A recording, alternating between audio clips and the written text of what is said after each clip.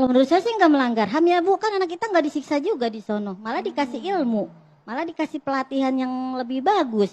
Kalau menurut saya sih yang melanggar HAM mah lebih ke koruptor tuh, itu tangkap yang begitu Bu. Nah kalau menurut saya tuh segala sesuatu itu ada prosesnya. Jangan sebelum proses itu dimulai kita jangan kontra dulu, jangan mendikte, oh ini begini gini. Kita tunggu dulu tuh, program itu kan berproses. Nanti setelah proses ada hasil. Begitu ada hasil nih, oh Pak, program Bapak tuh anak tuh nggak ada perubahan. Atau program Bapak itu anak tuh jadi begini, begini. Nah itu baru deh bisa kita komplain, kita ajuin hukum atau apa. Sebelah ibu tuh? Sebelah ibu? Iya nggak apa-apa kan kita sama-sama warga Tapi Bu, Bekasi ya Pak ya. kami dengar Ibu sudah Kan kalau mengusulkan. bapak-bapak kan sama emak-emak beda. Emak-emak kan lebih tahu anak tuh Wah. sedemikian Waduh. rupanya. Programnya itu ya emang bagus. Emang program seorang pemimpin yang memperdulikan anak-anak nih. Emang tahu sendiri lah anak-anak SMK. Apalagi tawuran. Tawuran itu bukan cuma kita yang dirugikan. Dirinya sendiri, keluarga, semualah ya Pak ya. Pasti udah dirugiin tuh, terutama masyarakat kan. Jadi begini, ini sebetulnya kalau saya lihat sebetulnya ini ibu ini putus asa. Wah. Udah nggak sanggup lagi ngurus anak, saking bandelnya. Beliau putus asa, negara juga gagal dalam mewujudkan tujuan pendidikan, akhirnya ya sudah dimiliterkan saja. Lalu masuklah barak militer, digundulin, pakein baju militer, suruh merangkak di jalan becek, diajarin baris berbaris, yel-yel. Pertanyaannya adalah apa hubungan itu semua dengan tujuan pendidikan yang memanusiakan manusia? Ya kan? Jadi disiplin, oke lah disiplin, nggak nakal, jadi rajin dan lain sebagainya. Itu sebetulnya menuntut kesadaran. Nah kesadaran itu dibimbing, bukan dibentuk dengan cara-cara militer.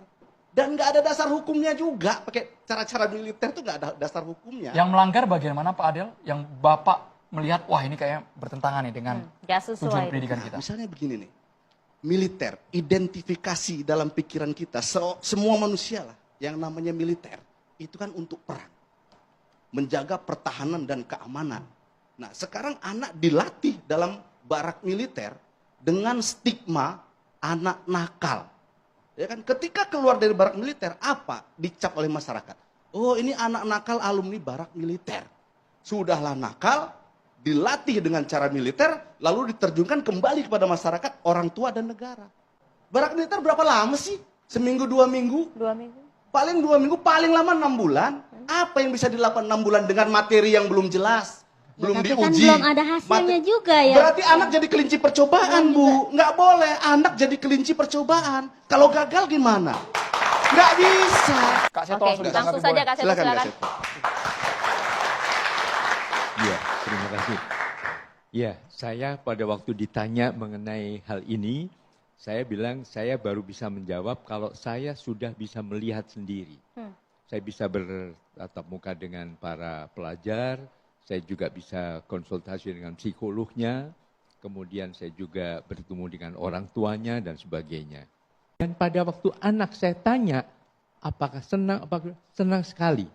Bahkan pada suatu saat saya tanya cita-citanya, siapa yang ingin jadi dokter, siapa yang ingin jadi lawyer, siapa yang ingin jadi bahkan pemain bola atau artis dan sebagainya.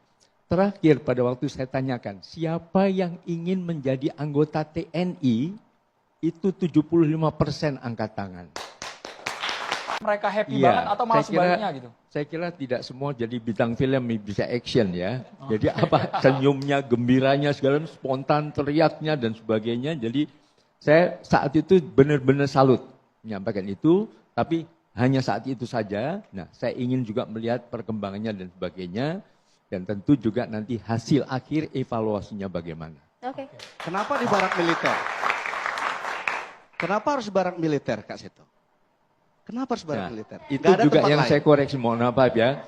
Saya koreksi dengan kata barak militer. Wah militer kan perang, militer Atau kan markas pegang militer lah, senjata. markas militer. Nah di situ namanya Dodik Bela Negara. Nah apa itu Dodik? Ternyata depo pendidikan. Jadi untuk mendidik, yang melakukan pendidikan memunculkan potensi setiap anak yang unik, otentik, dan tidak terbandingkan itu. Di dalam lingkungan militer. Ya, artinya apa yang keliru dari militer? Kalau ada unsur disiplinnya, unsur sehatnya, unsur cerdasnya. Apakah ada tempat lain? Nah, makanya gini, pendidikan itu kan sesuai dengan Undang-Undang Sistem Pendidikan Nasional, bisa formal, bisa non formal, bisa informal.